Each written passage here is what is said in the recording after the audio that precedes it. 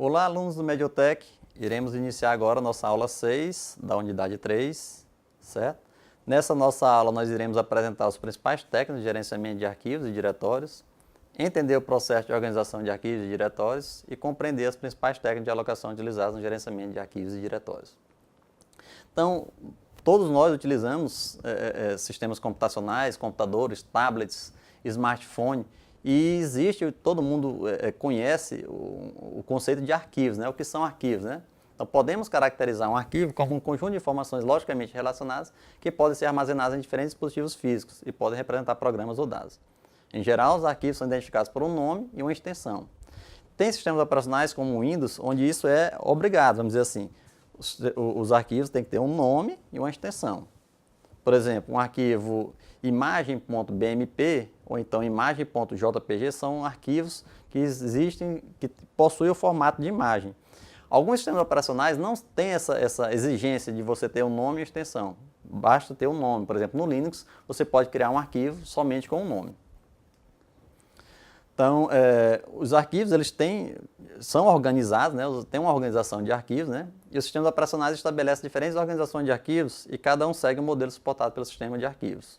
Então, nós temos uma organização sequencial, uma organização relativa e uma organização indexada de arquivos. Então, nós temos os métodos de acesso aos arquivos. Então, nós temos o acesso, por exemplo, sequencial, onde a leitura tem que ser na ordem que foram gravados os arquivos, ou se for um arquivo de áudio, você só pode escutar aquelas músicas de maneira sequencial. Nós temos aí o exemplo das fitas magnéticas que utilizam esse acesso sequencial.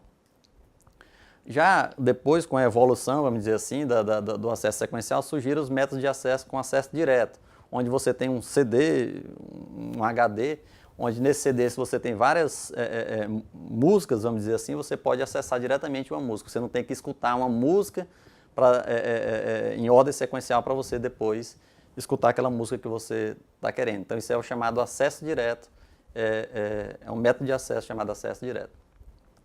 Nós temos outro método também de acesso, chamado acesso indexado ou por chave, onde nós temos uma área de índice, onde a gente faz uma analogia, por exemplo, com a Bíblia Sagrada, onde tinha o Antigo Testamento, você vai e tem o índice para o Antigo Testamento. Lá no Antigo Testamento você vai ter os livros, onde você vai ter um índice também para os livros, né? E depois, dentro dos livros, né, você vai ter lá os capítulos, tudo direitinho. Tá? Então, a Bíblia é uma analogia, um exemplo do que seria um acesso indexado ou por chave. Existem várias operações que você pode realizar com arquivos, né? Certo? Operações de entrada e saída. Rotinas do sistema operacional tratam essas operações de entrada e saída. Por exemplo, tem rotinas, como a rotina Create, que você vai criar arquivos. Open, você vai fazer a abertura de um arquivo. Read, você vai ler um arquivo. Write, você vai gravar alguma coisa em um arquivo. O Close, você fecha um arquivo. E Delete, você elimina arquivos. Isso aí são alguns exemplos de algumas rotinas que trabalham com arquivos nos sistemas operacionais. Nós também trabalhamos, por exemplo, os atributos de arquivo. O que são os atributos? São informações importantes ou informações de controle com relação aos arquivos. Todo arquivo tem um tamanho, onde especifica o tamanho do seu arquivo, certo? Existem atributos de proteção, onde você vai verificar o código de proteção de acesso daquele arquivo, quem criou o arquivo, chamado dono, certo?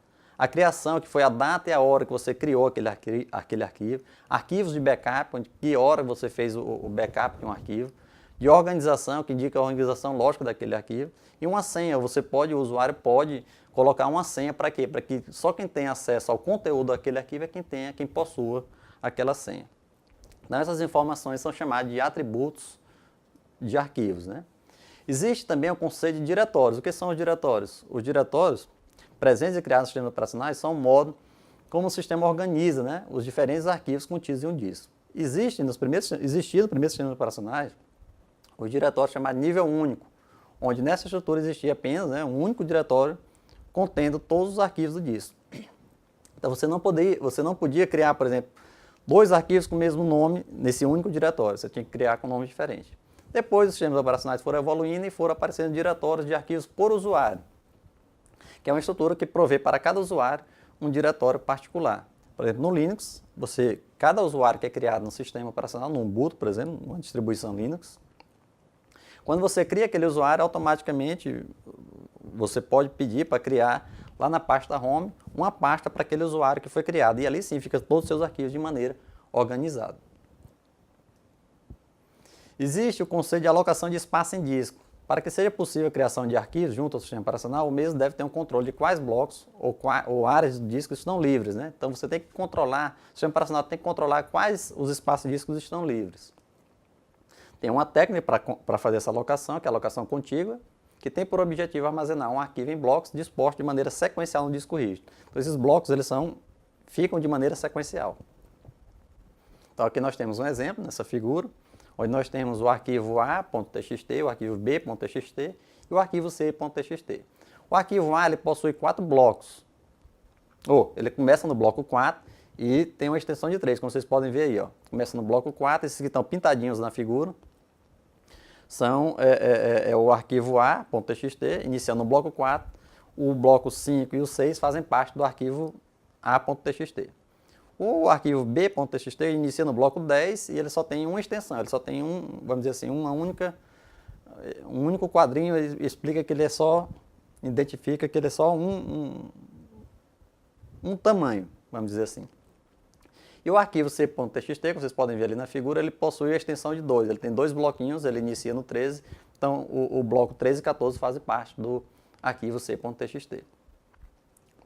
Se um usuário quiser criar um arquivo, por exemplo, D.txt, com extensão de tamanho de 2 blocos, ele pode ter 3 estratégias para utilizar isso. A estratégia do First Fit, ele vai procurar o primeiro espaço livre lá no bloco, no disco, né, que possa alocar aquele arquivo D.txt. Então ele vai utilizar o bloco 0, como vocês podem ver ali, o bloco 0, ele está livre, então ele vai usar o bloco 0 e o bloco 1 para alocar o arquivo, ou para criar, armazenar o arquivo D.txt.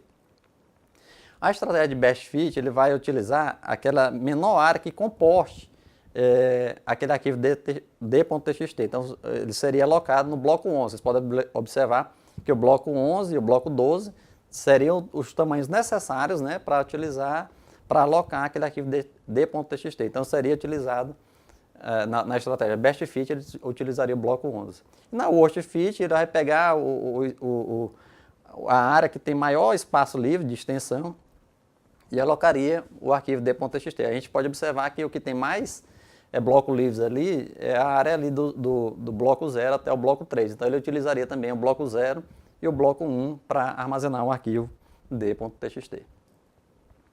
Existe também a alocação encadeada, onde os arquivos são organizados na forma de conjunto de blocos ligados ao disco rígido, independente de sua localização física, e cada um destes blocos deve utilizar um ponteiro, indicando, né, para o bloco seguinte, para onde vai o bloco seguinte, para que seja possível sempre buscar a próxima parte do arquivo que foi armazenada.